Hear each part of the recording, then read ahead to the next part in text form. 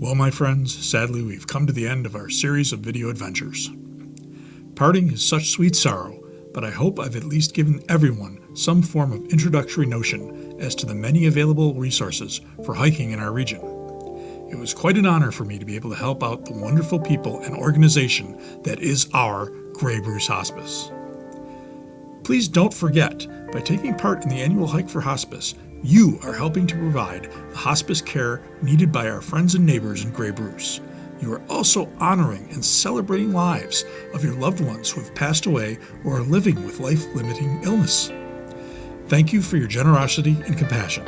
Together we can make a difference in the lives of those who need it most. Again, thank you for watching, and I hope to see you out there. Okay, we're back to the map. Now that we're done with the northern section of the Grey Bruce CP Rail Trail, we can cut that off the map and concentrate on the southern section.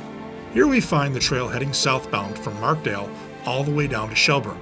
I do find this section of the trail a little more challenging, as the surface isn't as usually as nicely groomed as its northern counterpart. That being said, I do believe this section provides some of the more spectacular scenery.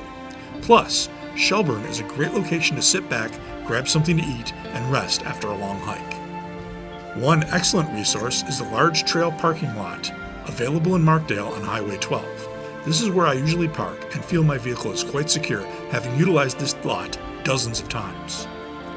So, for one last time, let's get on with the show.